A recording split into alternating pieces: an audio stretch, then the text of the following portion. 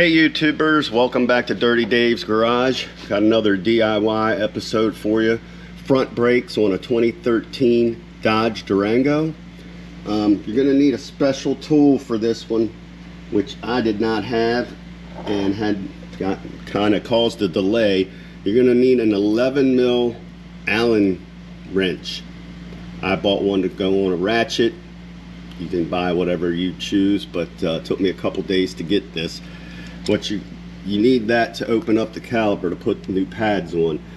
You'll have two bolts to loosen up. One, they're under these plastic caps, so you'll need to put a screwdriver under there and pull these plastic caps off to get them out of the way.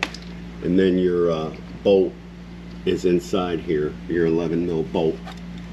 We're gonna slide this in, and it fits perfect, thankfully. So go ahead and loosen those two bolts and remove them, and then we'll be back for the next part.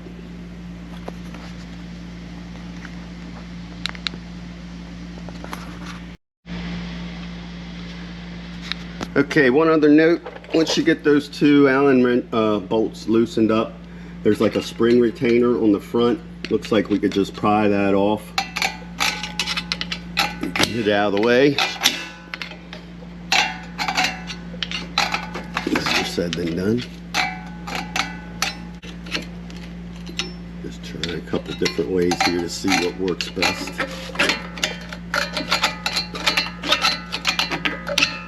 It'll be fun to put that going too.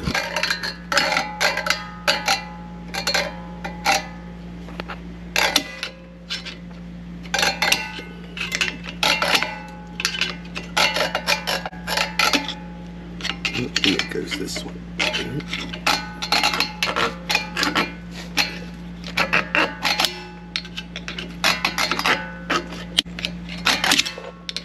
I guess you just pop off. I know this caliper's not going to open up until we get this off because it's being held in place with tension by this spring. It should just slide off. There we go. Okay, so come in from the front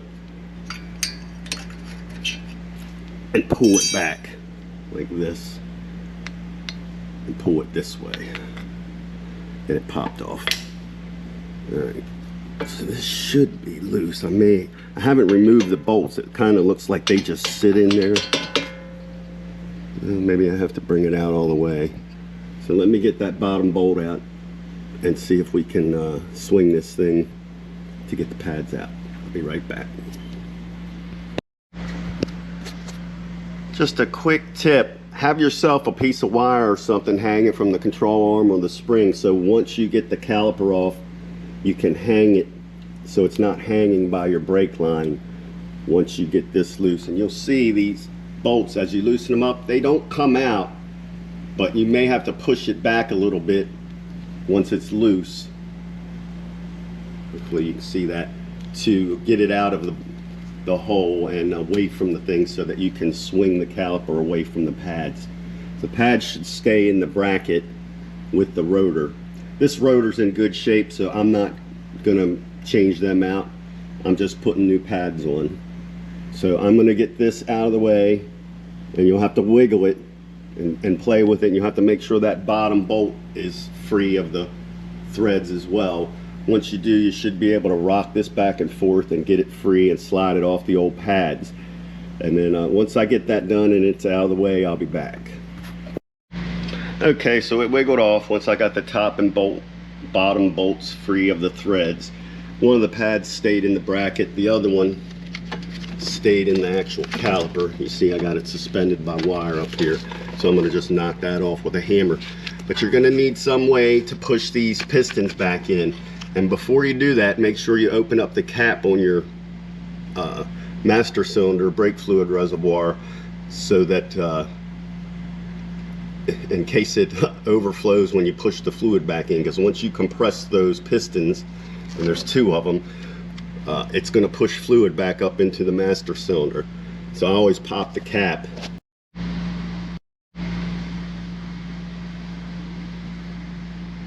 Yeah, so save one of the old brake pads to use. I have a little brake tool I use, but you can use a C-clamp to push them back in, but I'll show you how I do that in a moment. I'm going to go ahead and get this brake pad off. Look at my new pads, because I don't think they came with any new hardware. It doesn't even look like this one uses any hardware down here. A lot of times they'll have new clips to put in, but we need to lubricate where the brake pads slide at the top and the bottom with some silicone lubricant, high temperature grease or something, just a little bit. Don't get any on your rotors, but we'll show you that in a minute too. We'll be right back. Okay, so I picked up a set of Bendix brake pads off Amazon. I'll put a link down in the description for these, as well as that 11mm socket I bought. But it came with new springs, like the one we just took off. Also came with some lubricant and your pads all wrapped. And these are ceramic. I always get ceramic versus semi-metallic because they're quieter and they don't make as much black brake dust all over your wheels. So that's what we're going with. They weren't that expensive. I'm gonna go ahead and get these old pads out and then show you how to compress that piston if I can. So I'll be right back. Alright, real quick, well, I've got the pads off. They came right off. I just tapped them out. I always take a metal brush, kind of go over the areas where the actual pads are going to be sliding, since these don't come with replaceable metal clips. And once we're done that, I'm also going to shoot a shot of brake clean on it. Just wanted to note, the pads that were in the pistons, they have clips that are on the back. So when you get your pads, make sure you take the ones with those two clips on the back. Hopefully you can see them. They insert inside the piston holes. See the holes in the pistons? They snap in there, and make sure you put them in with the curve facing the curve of the caliper, and you should be good to go. But we're going to use this tool and the old brake pad. I'm going to put the old brake pad back on there, and then this tool will go in to the slot like so, and then we'll just wind it in and push these caliper plungers back in and get it flush so the new pads will fit over the rotor when we're done. But like I said, knock some of the rust off there. We're going to spray it off with a little brake clean. We should be good to go. Make sure you have something underneath to catch the drippings. This brake clean will dry really quickly. It only takes a minute or two, and this thing will be bone dry. Then I can put my lubricant on, and you only want to put it where these ears on your brake pads slide. Don't get any on the rotors. So we'll be back. I'm gonna get those pistons pushed in, and then we'll get our new pads popped in, and then we'll slide the piston back over it and bolt everything back up, and then we'll go do the other side. And when you're done, when you first get in the car and start it up, your pedal's going to go to the floor because your plungers are pushed all the way in. You have to pump up the pedal to push the plungers back out and make your brakes tight again. So make sure you keep that in mind. We'll be back shortly. Okay, so hopefully you can see this. I don't have my camera stand. We've got our piston compressor in. I put an old brake pad here on top of the pistons down below. Hopefully you can see them.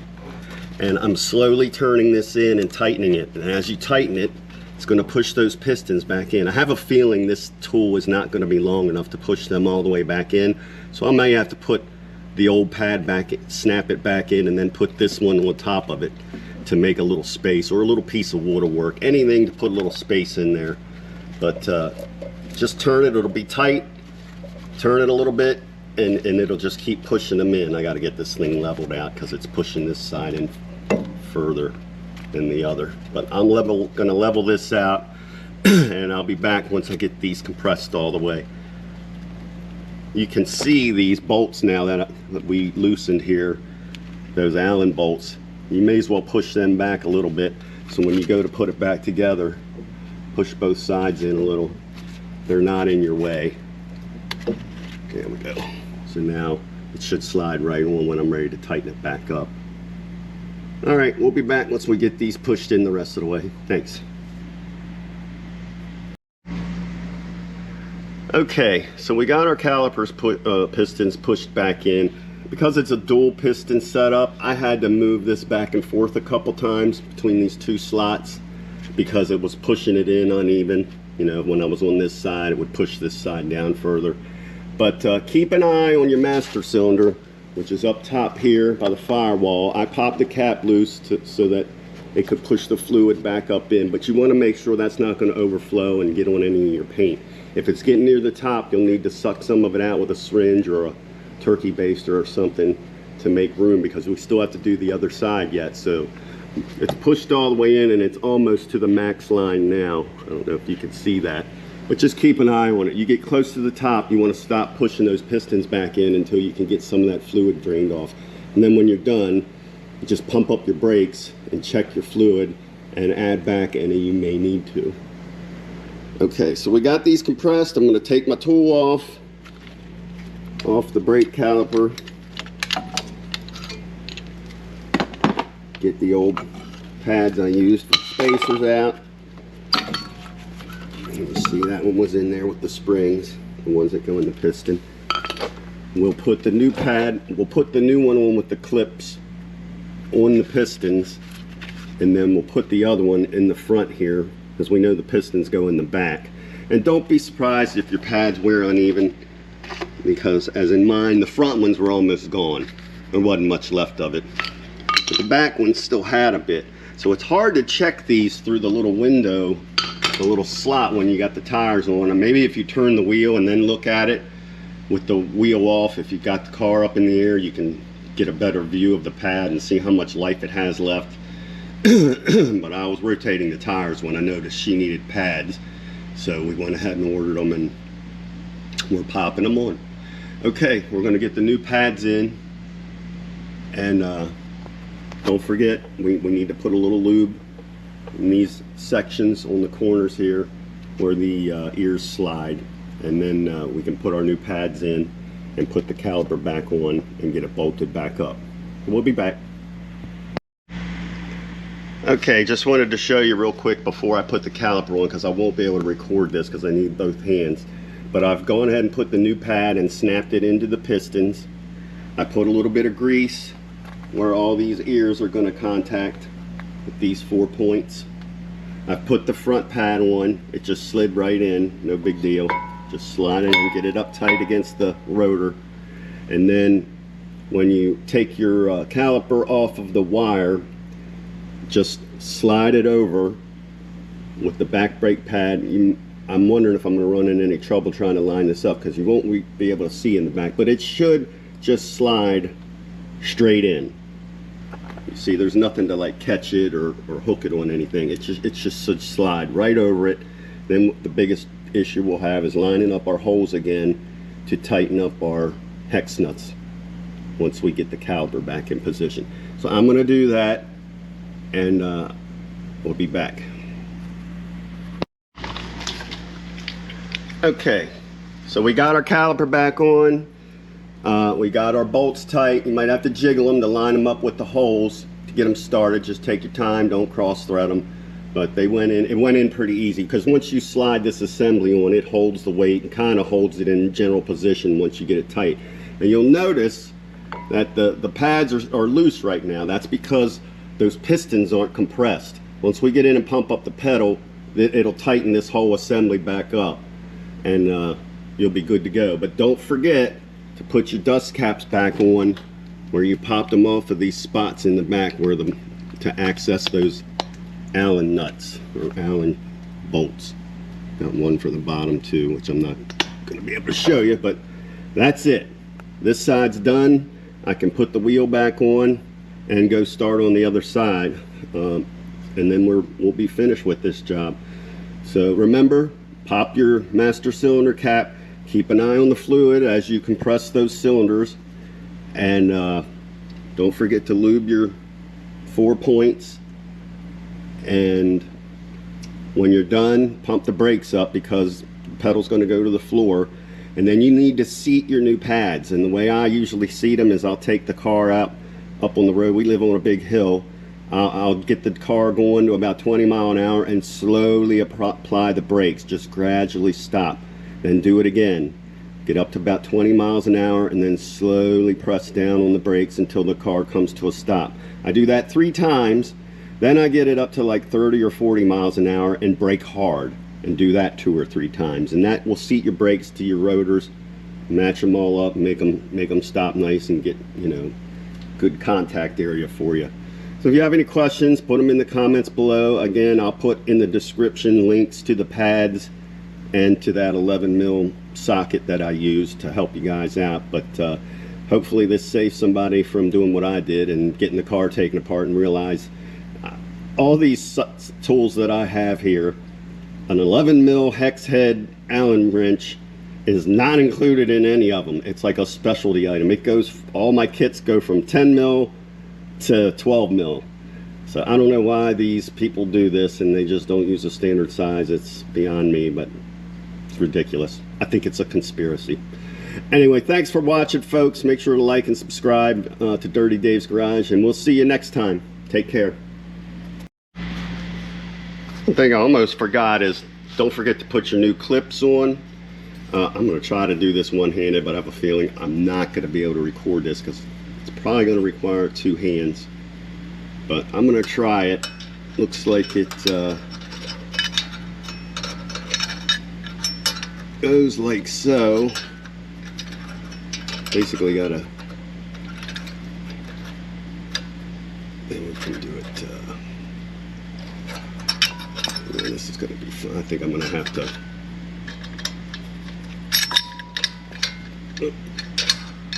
Get the top in, and then we can just slide the bottom. Finger. Get close. Oh, almost had it. Dang, so close.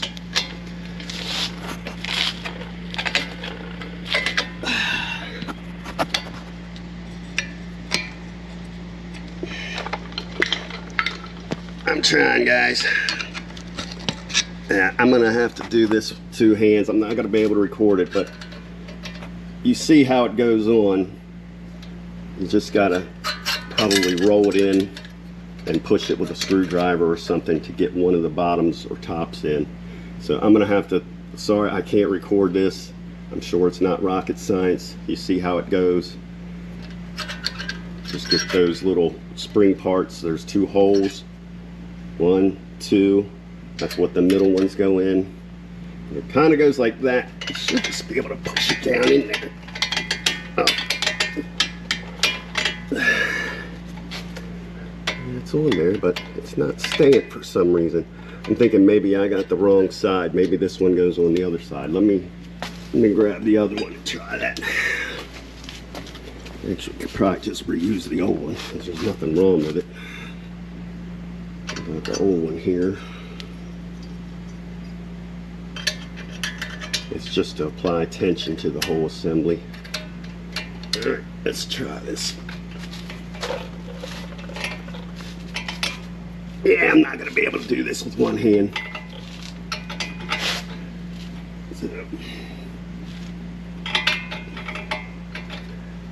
So close.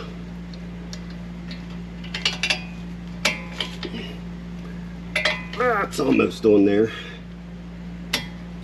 Oh, there it goes. Okay, I did do it with 1 hand. So it can be done. Just snap it on there and that holds everything together for you, keeps anything from coming out. Alright, there we go, guys. Thanks a lot.